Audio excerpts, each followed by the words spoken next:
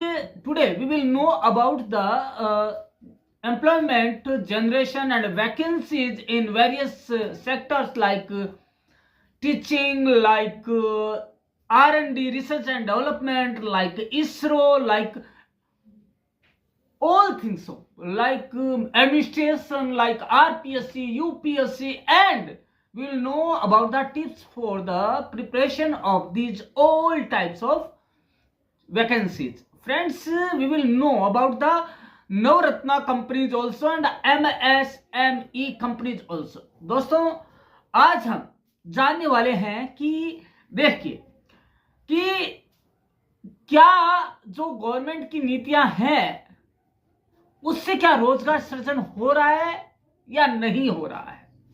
दोस्तों, यदि हम एक सर्वे देखें तो पता चलता है कि पिछले कई वर्षों से जो प्राइवेट सेक्टर्स हैं उनमें और कॉरपोरेट सेक्टर्स की में आय तो बेतहाशा बढ़ी, उनकी संपत्तियां भी बेतहाशा बढ़ी, लेकिन एक चीज का क्वेश्चन मार्क रहा, एक बात का क्वेश्चन मार्क रहा कि उसकी तुलना में मजदूरी या वेतन भोगियों की पगार या रोजगार बहुत कम बढ़ा।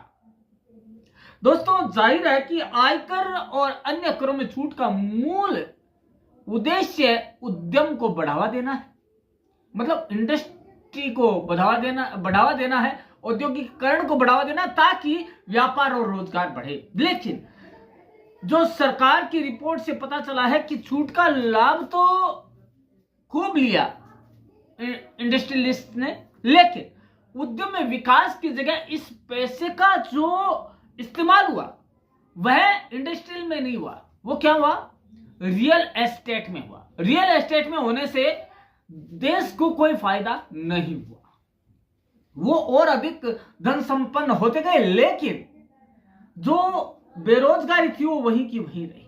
दोस्तों, सरकार से यदि सवाल पूछा जाए कि इन छूटों के बाद उद्योगों ने कितनी ज्यादा नौकरियां दी, तो जवाब था बड़ा ही आश्चर्यजनक कि कोई मालूम नहीं है, हमारे पास कोई भी आंकड़े नहीं, कोई डेटा नहीं है। दोस्तों, बड़ी ही शर्मनाक बात है।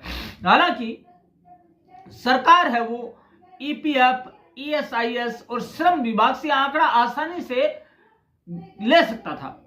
अब तस्वीर का दूसरा पहलू भी देख लेते हैं। दोस्तों, सरकारी व्यय में सबसे प्रमुख होता है पूंजीगत निवेश, मतलब कैपिटल इन्वेस्टमेंट। दोस्तों, इस मद में खर्च होने वाला हर एक रुपया करीब 2.5 रुपए देश की अर्थव्यवस्था में जोड़ता है। लेकिन जीडीपी के प्रतिशत के रूप में भारत में चीन, ब्राजील और फ्रांस जैसे उद्योगों